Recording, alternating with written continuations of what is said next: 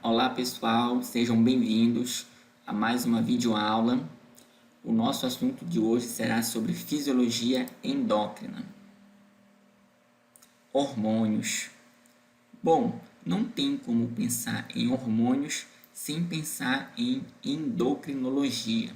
Então, a endocrinologia como ciência surgiu em 1902, aqui ó, com os trabalhos de dois fisiólogos, tá? No caso aqui, de nacionalidade inglesa, que no caso aqui era o ser William Bayliss e Ernest Starling, tá? Tudo bem? Então eram esses dois pesquisadores.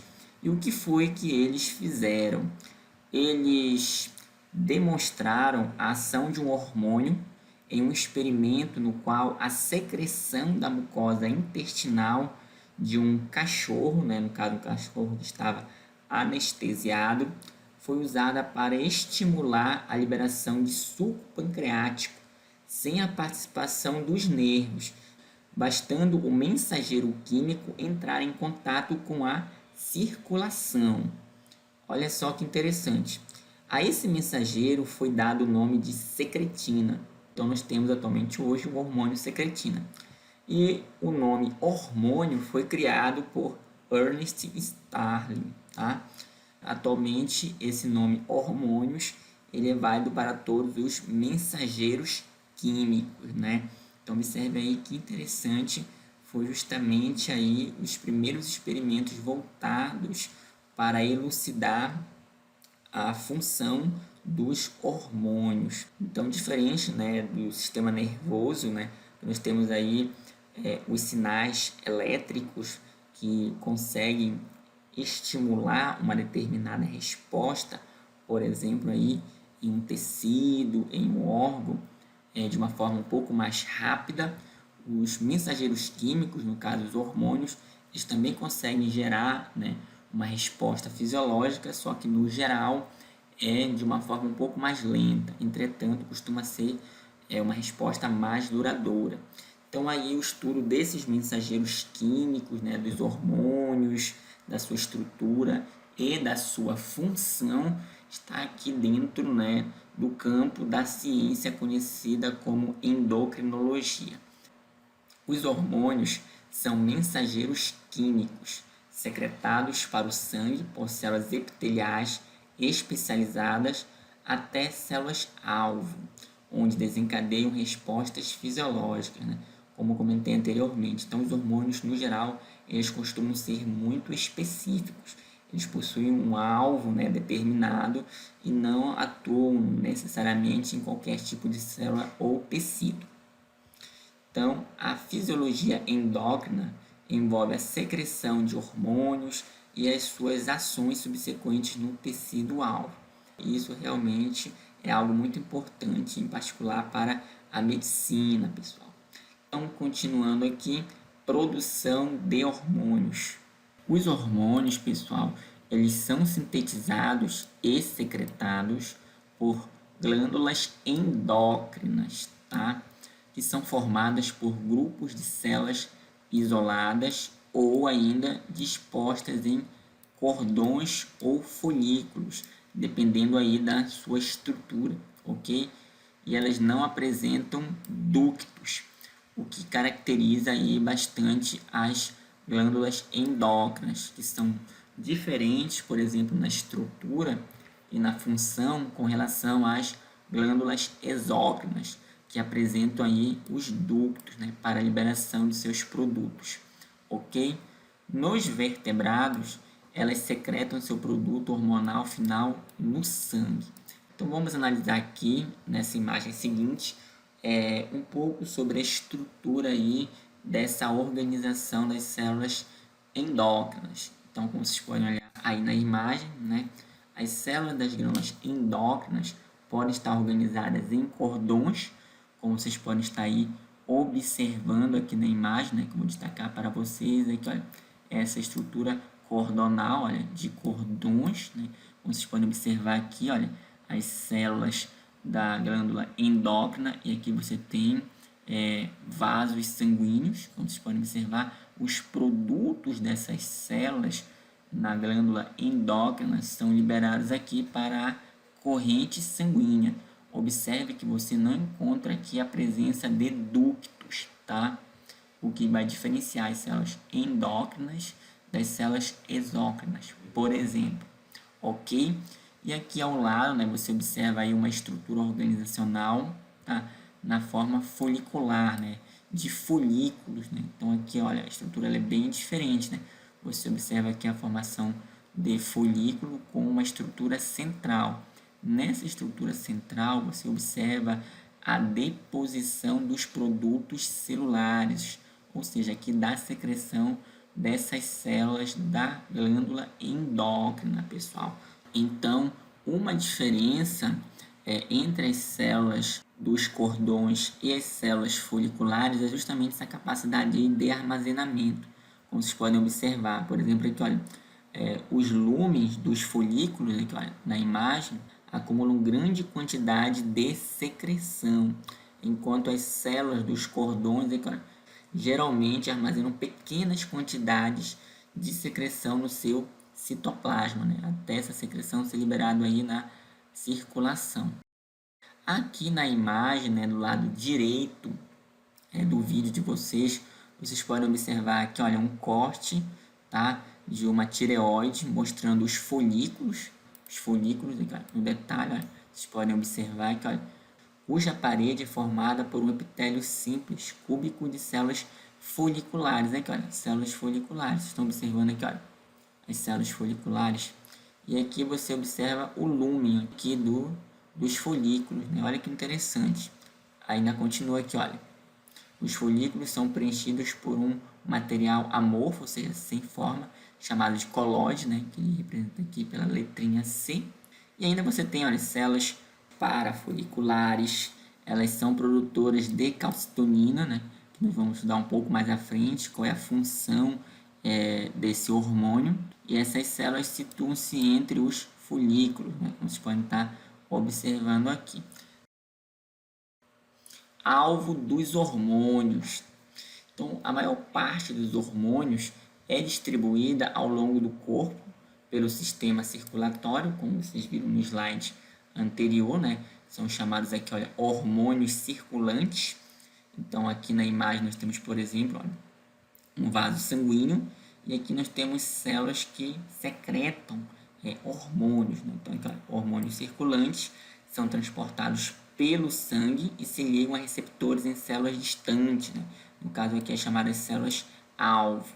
Observe o seguinte, que se a célula não tiver o receptor para esse hormônio, ela não vai sofrer a ação desse hormônio, tá? Isso é muito importante, é isso que caracteriza uma célula-alvo.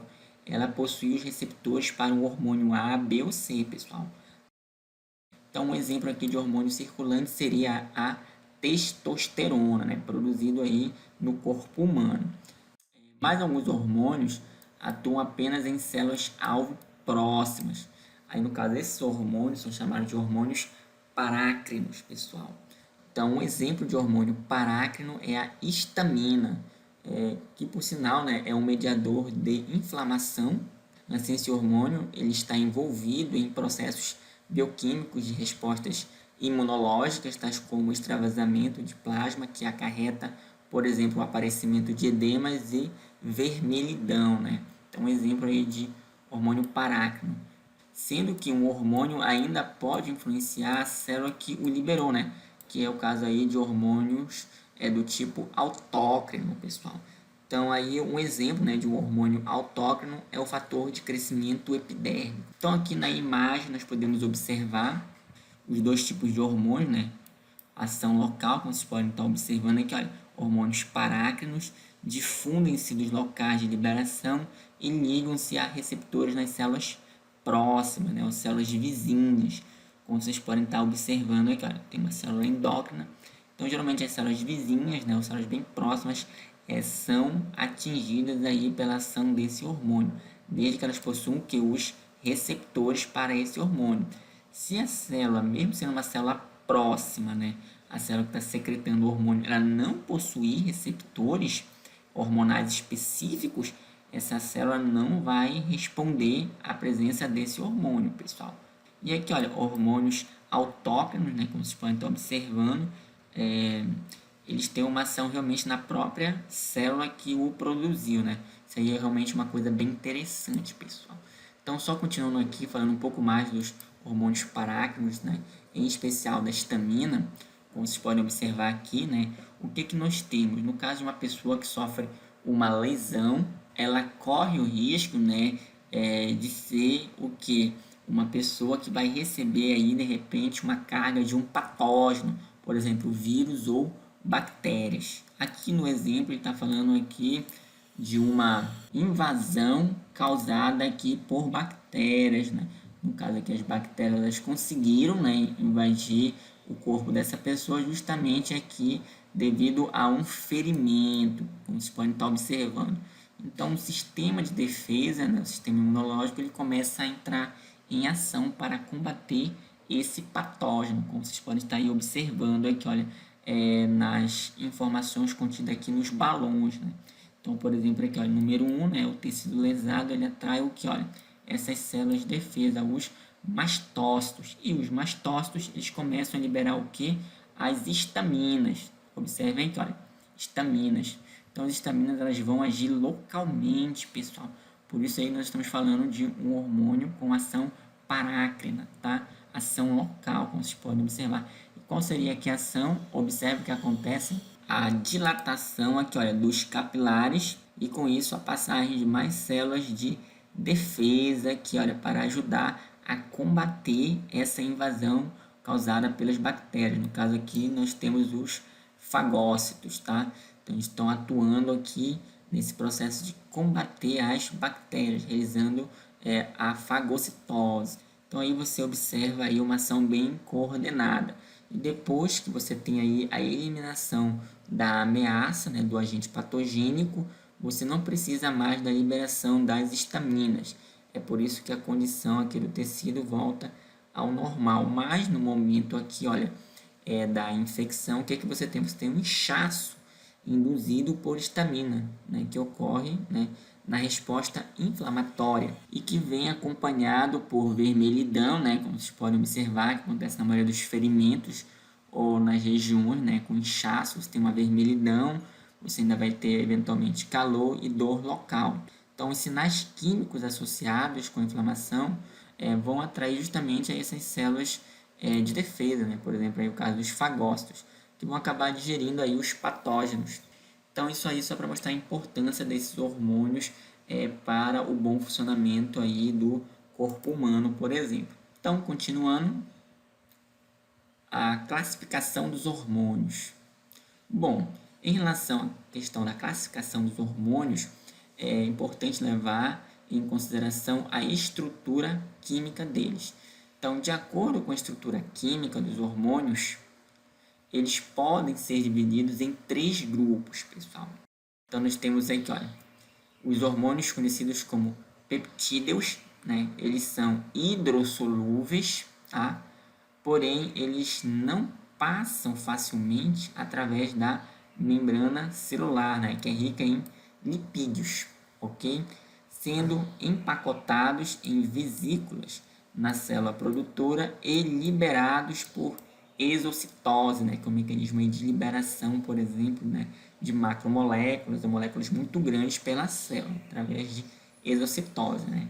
Nesse caso, não teria como essas moléculas passarem através de mecanismos convencionais, como, por exemplo, canais iônicos. Então, um exemplo aqui seria a insulina, que é produzida no pâncreas, tudo bem? Então, a insulina é um hormônio produzido pelas células beta do pâncreas, tá? E que se relaciona com o controle da glicose no sangue. Então vamos analisar melhor como é que ocorre esse processo aí, por exemplo, de produção de hormônios do tipo peptídeos. Ok? Então passando aqui para a imagem seguinte, né? Então o que nós temos, né? Hormônios peptídeos são produzidos como pré-pro-hormônios. Então olha só como essa denominação é bem longa aqui para eles, olha, pré-pro-hormônios. Isso porque, né, eles incluem uma sequência sinal, olha, uma sequência sinal. Essa sequência sinal é muito importante porque direciona, na maioria das vezes, as proteínas para locais específicos dentro da célula, onde ela vai desempenhar a sua função. tudo bem? Só que geralmente essa sequência sinal depois ela é removida do produto proteico final, né? Ela não é necessária depois. E esse pré-pro-hormônio, ele costuma ser inativo, ele não é funcional. Ele precisa ainda passar por algumas etapas aí de amadurecimento. Vocês podem estar aí observando. E no final do processo, né, além da remoção dessa sequência sinal, você ainda vai ter a remoção de outras estruturas proteicas que não são essenciais, né, para a atividade do hormônio. Né? Como vocês podem estar observando aqui, olha, nessa etapa 6. Né? Você tem a parte funcional e as outras partes que não são funcionais, elas são descartadas. Então, se você for observar aqui, olha, na etapa número 1, você tem aqui a síntese do hormônio, né, no caso pré-pro-hormônio, a partir da ação aí dos ribossomos, que vão utilizar a informação presente no RNA mensageiro.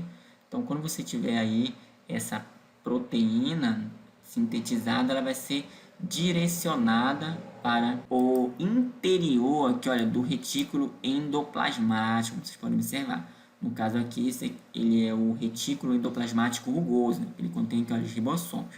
Então, uma vez dentro do retículo endoplasmático rugoso, esse pré-pro-hormônio ele vai ser o que? Envolvido em uma vesícula de transporte. Então, aí o que acontece? Você tem que esse transporte é necessário justamente para cumprir as outras etapas, digamos, do amadurecimento, do processamento desse hormônio. É importante ressaltar também que no próprio retículo endoplasmático já é feita a remoção da sequência sinal. E aqui, olha, no aparelho de Golgi, você tem o que? Que ocorre a remoção aqui dos demais fragmentos peptídicos, né? Que não vão compor o hormônio ativo, né? Como vocês estão podendo observar aqui, olha, na etapa 4. Isso ocorre através de ação enzimática, pessoal. E também é formada uma vesícula secretora, que vai direcionar esse hormônio para o ambiente externo, né? O ambiente extracelular. Só que vejam bem, essa eliminação do hormônio para o ambiente externo, né? Para fora da célula secretora, não pode acontecer de qualquer forma. Não, senhor, não, senhora. É necessário que nós tenhamos o quê? Um sinal de liberação para que esse hormônio possa ser liberado pela célula secretora. Assim, no caso da insulina, ok, que é um hormônio de natureza proteica, alguns aminoácidos como a leucina e também o glucagon, os ácidos graxos, o hormônio secretina, eles estimulam a secreção de insulina, pessoal, pelas células beta aí do pâncreas. Enquanto exercícios físicos e o jejum, eles diminuem essa estimulação da insulina, pessoal. Então, aqui continuando, né, no canto direito da imagem de vocês, só para vocês observarem aqui no detalhe, né, a cadeia peptídica do pró-hormônio da insulina, né, ela dobra-se sobre si mesma com auxílio de ligações de sulfeto, olha, ligações aqui de enxofre. E aí você tem aí o pró-hormônio, né, ele é clivado, né, originando insulina e o peptídeo C, tudo bem? Então aqui nós temos o hormônio funcional no final do processo, pronto aí para agir, de acordo com a estimulação para a sua liberação. Nós também temos os hormônios de natureza, né, diferente da proteica, né, como nós vimos ali no caso da insulina, né, os hormônios peptídeos, né. Neste caso, hormônios esteroides, ok? Eles são que lipossolúveis, passando facilmente através da camada lipídica da membrana, mas não são solúveis no sangue. Olha só. Assim, eles se ligam às proteínas carreadoras, tá? Para serem transportados até suas células-alvo, pessoal. E aqui, como exemplo, eu tenho para vocês a testosterona e o estrogênio, né? Exemplos aí de hormônios cuja estrutura química ela é o que? Uma estrutura típica aqui dos esteroides. Então, passando aqui na imagem seguinte, né, para vocês observarem aqui, olha, o colesterol aqui, olha, vocês podem estar observando, é a molécula precursora de todos os hormônios esteroides, pessoal. Então, aí hormônios aí que têm uma natureza lipídica. A maioria dos hormônios esteroides são produzidos aonde? No córtex da glândula suprarrenal, como vocês podem observar aqui, olha, aqui no detalhe, e também nas gônadas. Aí, diga-se de passagem, os ovários nas mulheres e os testículos nos homens. Os hormônios esteroides não são estocados nas células endócrinas, devido à sua natureza lipofílica, e estes são produzidos sob demanda e se difundem para fora da célula endócrina, né? Então aqui, como vocês podem observar, né, o colesterol originando diferentes tipos de hormônios esteroides, no caso aqui, por exemplo, da testosterona. Aqui vocês observam algumas enzimas que atuam nesse processo aqui de transformação dos hormônios em outros produtos, né? Por exemplo, a testosterona em estradiol, né? Com a ação aqui da enzima aromatase. Tem aqui umas etapas, né, que não aparecem, como o autor mesmo está salientando, porque a via ela é bem complexa. Nós ainda temos os hormônios conhecidos como aminas. Eles são derivados do aminoácido tirosina e podem ser solúveis em água ou lipossolúveis, pessoal. Então aqui eu tenho um exemplo, né, a tiroxina, né, produzido na tireoide, e a adrenalina, que é um hormônio produzido nas glândulas suprarrenais, pessoal. Então aqui na imagem, né, vocês podem observar a tirosina. Ela é um aminoácido, né, precursor das catecolaminas. Então aqui, olha, as catecolaminas e os hormônios da tireoide, como vocês podem estar observando aí. Nesse caso aqui da comparação, vocês observam, né, que você tem a estrutura da tirosina, né? E aqui, no caso das catecolaminas, o que, que nós temos? Né? Elas são produzidas pela modificação das cadeias laterais da tirosina. Então, se você observar aqui, olha, você tem a tirosina e você tem umas modificações nessas cadeias laterais, como, por exemplo, né, a adição de alguns grupos químicos, né? Então, você vai ter a formação, por exemplo, da dopamina, que é um hormônio realmente muito importante. Você vai ter a formação da noradrenalina. Observe só aqui, olha, com alteração de alguns grupos laterais. Aqui, olha. Você também vai ter a formação da adrenalina, né? Então, aqui, olha, basta você acrescentar, né, ou remover alguns grupos laterais aqui da tirosina e você vai ter a formação desses importantes hormônios que estão dentro desse grupo aqui conhecido como catecolaminas, pessoal. Por outro lado, aqui, olha, os hormônios da tireoide, eles são sintetizados a partir de duas tirosinas, né? E átomos do elemento químico iodo. Então, você tem que, olha, duas tirosina e também o elemento químico iodo para formar aqui os hormônios da tireoide. Mas tanto os hormônios da tireoide quanto as catecolaminas derivam aqui do aminoácido tirosina, pessoal. Por isso são chamados de hormônios amínicos. Então, continuando, aqui vocês podem observar um resumo anatômico da distribuição da origem dos hormônios no corpo humano, bem como os seus alvos e principais efeitos, pessoal. Então, aqui, como vocês podem observar, né, você tem as glândulas onde esses hormônios eles são produzidos, né, os locais onde eles são produzidos. Aqui você tem o nome do hormônio e aqui você tem o alvo desse hormônio e o efeito desse hormônio sobre determinado tecido, né, sobre determinadas células aí do corpo humano. Então, isso aqui, de forma resumida, né, traz essas informações. Importante ressaltar também, né, que aqui na legenda você tem o tipo de estrutura que produz esses hormônios, como é o caso aqui, olha, das glândulas ou de neurônios, e também a natureza da estrutura química desses hormônios, por exemplo, se são peptídeos, se são esteroides, ou se são derivados de aminoácidos, pessoal. Então, realmente é bem interessante isso aí. Então, aqui a título de exemplo, né, nós temos o pâncreas, né? O pâncreas ele é um órgão, mas esse órgão ele é formado por células organizadas, né, em uma glândula endócrina, né? Por isso tem a letrinha G aqui de glândula. E aí, essas glândulas endócrinas aqui, né, que possuem células beta, elas produzem aqui o hormônio insulina. Você também tem outras células que produzem diferentes hormônios no pâncreas, né? Como você pode observar aqui é o caso do glucagon.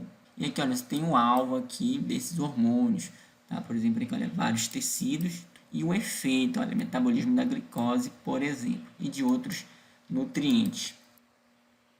Mecanismos de ação hormonal, pessoal. Então vejam bem, um hormônio liga-se apenas às células-alvo, que apresentam moléculas receptoras que podem ser, nesse caso aqui, olha, receptores de membrana, receptores nucleares e ainda receptores citoplasmáticos. Então vamos analisar, né, cada um desses casos a seguir. Então no caso dos receptores de membrana, o que seriam? São proteínas, tá, transmembrana, né, como vocês podem observar aqui, que atuam como sítios receptores para hormônios derivados de aminoácidos, né, como nós vimos anteriormente, e também os hormônios peptídicos, tá?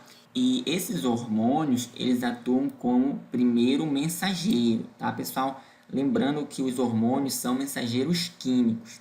Então, por isso esse termo aqui é primeiro mensageiro, que vão ser, no caso aí, esses hormônios que vão entrar em contato aí com as células por meio dos receptores, ok? Aí só que você vai observar o seguinte, que esses hormônios, eles não vão entrar dentro da célula, pessoal, tá? Eles vão ficar somente na superfície da célula.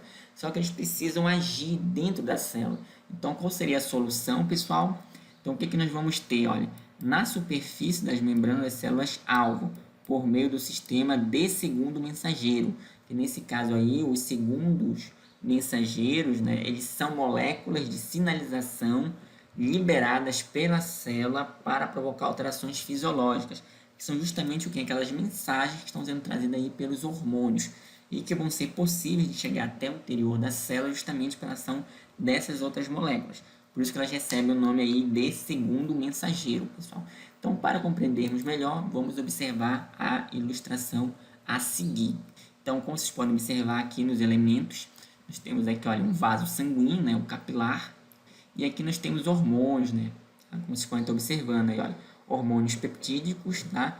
E a epinefrina, no caso aqui a epinefrina é a adrenalina, atuam através do sistema de segundo mensageiro, pessoal. Nesse caso, né, por exemplo, a combinação do hormônio com o receptor de membrana, estamos observando aqui, olha, o hormônio, né, com o receptor aqui, olha, da membrana, então conseguindo visualizar legal aí, ó, com o receptor da membrana, estimula a enzima, né, que eu coloquei aqui o nome dela, tá, que é a adenilato ciclase, a catalisar a formação do monofosfato de adenosina cíclico, tá?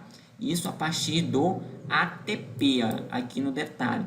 Então, esse monofosfato de adenosina cíclico, ele vai atuar como um segundo mensageiro, pessoal. Olha só que interessante, vai poder desencadear as suas ações dentro da célula. Coisa, né, que o hormônio aqui, né, o primeiro mensageiro, não poderia fazer, porque ele não pode entrar aqui dentro da célula, pessoal. Então, a gente utiliza esse mecanismo aí de segundo mensageiro. Lembrando aqui que esses hormônios, né, hormônios polipeptídicos, eles são o quê? Um hormônio hidrossolúvel. Então, isso aí é muito importante a gente lembrar. Uma outra coisa legal é o seguinte, os hormônios tireoidianos, aqui olha, um detalhe, como vocês podem estar observando, eles ligam-se a um receptor de membrana, aqui olha, no detalhe também, olha, receptor de membrana, e são transportados para dentro da célula, né, por transporte ativo, nesse caso aqui, gasto de energia. Estamos observando aqui, olha, a utilização de energia, então você tem um ATP, né, que se transforma em ADP, com liberação de fosfato inorgânico, justamente o que? Indicando a sinalização de gasto de energia para promover o transporte desse hormônio tireoidiano para o interior da célula, onde esse hormônio, né, se combina a receptores citoplasmáticos, aqui, olha, proteína reguladora, né, como vocês podem estar observando, olha, o hormônio chega aqui dentro da célula, então ele se combina aqui, olha, a receptores citoplasmáticos e são transportados para o que? Para o núcleo, a fim de alterar a transcrição gênica, por exemplo, pessoal. Olha só que coisa bem interessante aí da ação desses hormônios. Nós também temos, olha, os receptores citoplasmáticos e nucleares, né? O que seriam? São moléculas presentes no citoplasma ou núcleo que se associam a hormônios esteroides, tá? Que por serem lipossolúveis se difundem através da membrana plasmática. Então essa difusão, né, essa capacidade deles se difundirem, né, através da membrana citoplasmática se deve justamente aí à sua natureza, né, à sua estrutura química. Então, vamos observar aqui na ilustração melhor para ver como é que esse processo acontece. Então, aqui, olha, nós temos receptores citoplasmáticos e nucleares, então presentes aí no citoplasma ou no núcleo aí da célula, né, dentro aí da carioteca. Esses receptores eles se ligam a esses hormônios justamente porque esses hormônios conseguiram, aqui, olha, como vocês podem observar, né, no caso aqui dos hormônios esteroides, eles conseguiram se difundir através da membrana celular, justamente em função da sua estrutura química. E aí eles se combinam, né, com receptores citoplasmáticos, aqui, nesse caso, né, receptores citoplasmáticos, ou receptores nucleares, como é o caso aqui, olha, desses hormônios lipossolúveis, por exemplo, aqui, olha, a testosterona e o estrogênio, né, que se liga aí a receptores nucleares. E nesse caso, ambos podem aí atuar sobre a transcrição gênica, pessoal. Então, continuando, hormônio dos invertebrados. Bom, pessoal, em relação às células e glândulas endócrinas aí dos invertebrados, o que nós temos? Todos os táxons de invertebrados, aqui, olha, um detalhe, produzem hormônios. Isso é realmente uma coisa bem legal. Então, o que nós temos aqui? Olha, os quinidários, como por exemplo aqui, olha, as medusas, os nematódios, tá? E também aqui, olha, o caso dos anelídeos, né? Eles têm o que? Células endócrinas.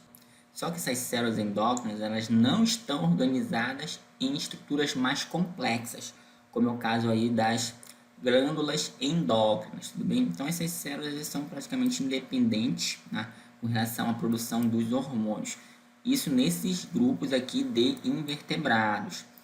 Por outro lado, nós já temos uma organização um pouco mais complexa dessas estruturas secretoras de hormônios, né, em outros grupos, né, por exemplo, é o caso de moluscos e também de artrópodes, que já apresentam glândulas endócrinas, sendo que os artrópodes eles possuem essas estruturas, digamos, de uma forma um pouco mais desenvolvida do que os moluscos. Os hormônios dos invertebrados, eles são do tipo peptídeos, são esteroides ou terpenoides, tá? Que seriam aqui, olha, moléculas orgânicas lipossolúveis.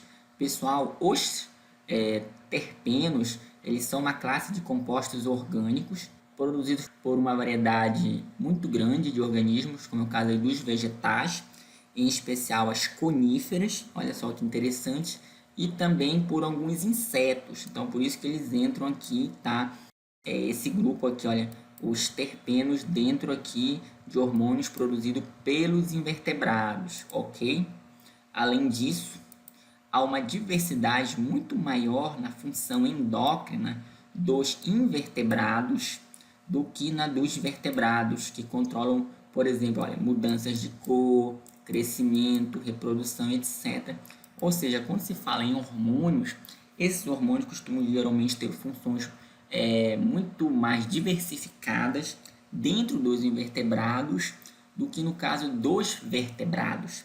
Porque no caso dos vertebrados nós também temos um protagonismo muito grande do sistema nervoso, né? E da transmissão dos impulsos, né? Dos sinais elétricos, tá? Nos organismos invertebrados nós já temos um protagonismo bastante significativo dos hormônios, pessoal. Então, aqui continuando, né, para exemplificar, né, a ação dos hormônios no desenvolvimento de invertebrados, nós temos aqui um caso, por exemplo, de hormônios atuando no desenvolvimento de insetos, como é o caso aqui das mariposas, pessoal. Então, observe o que nós temos aqui, olha. Nós temos o seguinte, né? Então, aqui, dependendo da fase de desenvolvimento da mariposa, nós temos diferentes hormônios que estão agindo. E esses hormônios estão relacionados também com a expressão de genes específicos nos cromossomos desse inseto, pessoal. Então, por exemplo, aqui, olha, na região do encéfalo, né, nós temos aqui, olha, células, né, neurosecretoras, né, que produzem hormônios, e esses hormônios aqui, olha, como vocês podem estar observando, né, produzidos por essas células aqui no encéfalo, né, eles são direcionados para outras estruturas endócrinas, né? No caso aqui, olha, uma outra glândula, tá? No caso, uma glândula protorácica, pessoal. Então aí vocês observam, por exemplo, aqui, olha, as células neurosecretoras, elas produzem esse hormônio aqui, chamado hormônio encefálico, né? Aqui, olha, no detalhe, é o hormônio protorácico-trófico, né? Como você pode estar observando. E qual seria a ação desse hormônio? Estimula a glândula protorácica a secretar um outro hormônio chamado equidizona, né? Então, a ação desse hormônio vai ser sobre essa glândula. E ela, por sua vez, vai produzir esse hormônio chamado equidizona, que, por sua vez, vai atuar em diferentes fases do desenvolvimento aqui da mariposa, como vocês podem estar aí observando. Além desse hormônio, né, da equidizona, nós também vamos ter um outro hormônio assumindo um protagonismo aí no desenvolvimento desse inseto, que é o caso aqui do hormônio juvenil, que ele é produzido aqui nessa região do encéfalo, chamado de corpora alata. E esse hormônio juvenil, como vocês podem estar observando, ele está associado à retenção das estruturas juvenis, por isso o nome dele. Em relação ao hormônio equidizona, ele está associado ao crescimento e diferenciação das estruturas do adulto. Então você observa aí, por exemplo, que o hormônio juvenil ele atua aí na fase de desenvolvimento da mariposa a partir da eclosão dela, né, no ovo, até as fases larvais, né, os instants larvais, até essa fase aqui, olha, de polpa. E aí já no adulto você já não tem esse hormônio sendo produzido, né, esse hormônio juvenil. Observe aqui na coluna da direita também que você tem uma relação muito interessante com a expressão dos genes com determinada fase de desenvolvimento do inseto. Então, por exemplo, aqui, olha, essa região do cromossomo, você tem genes ativos, né? Você tem o RNA larval, e esse RNA é responsável aqui pela síntese de proteínas associada a esse estágio de desenvolvimento do inseto, pessoal. E aí, em uma outra fase, por exemplo, de pupa, você vai ter outros genes do cromossomo, tá? Que vão ser responsáveis aqui por um outro RNA, que a gente chama aqui de RNA pupal. E esse RNA pupal, ele vai estar associado à síntese de proteínas dessa fase de desenvolvimento do inseto, no caso aqui, as estruturas da pupa. Você mesmo pode observar que a própria estrutura, né, e configuração da superfície da cutícula é diferente, olha. Aqui é um pouco mais fina, aqui é um pouco mais espessa na pupa. E aqui, por último, no adulto, você observa, né, na sequência aqui, olha, que os genes já estão localizados em regiões diferentes desse cromossomo, tá? Essa região aqui mais terminal. Então, você vai ter os genes que vão ativar, né, um RNA que está associado à síntese de proteínas já no adulto. Por isso que ele chama aqui de RNA já associado ao adulto. Então, são as estruturas do adulto que vão estar envolvidas aqui nesse processo. Então, de modo resumido, o hormônio juvenil, aqui é um detalhe, né, que por sinal é um terpenoide, e a equidizona, né, esse outro hormônio aqui, interagem a fim de controlar a muda e a formação da pupa. E nesse caso aqui dessa mariposa, pessoal, né, então nós temos um ciclo de vida desse inseto que é o seguinte: na estação da primavera ou do verão ocorre o que? A eclosão de ovos, né, dessa mariposa e a formação de larvas que passam por vários estágios, né, que são os instas. Você observa aqui um estágio larval assim bem inicial até um estágio larval final, né? Você está observando aqui onde a lagarta está bem mais desenvolvida até chegar aqui nessa fase de pupa. Então nessa fase de pupa, geralmente aí a mariposa ela hiberna, né, durante o inverno, é bem propício para ela estar nessa fase aí de inativação, bem diferente da fase mais ativa aqui de larva, ok? E o adulto aqui no final, né, ele emerge na primavera, né, uma época bem propícia aí para a reprodução. Então, esse aqui é um exemplo de como os hormônios podem estar atuando aí em diferentes etapas de desenvolvimento dos insetos. Ok, pessoal? Então, essa foi a nossa videoaula de hoje. Fiquem bem e um abraço para todos. E até a próxima videoaula.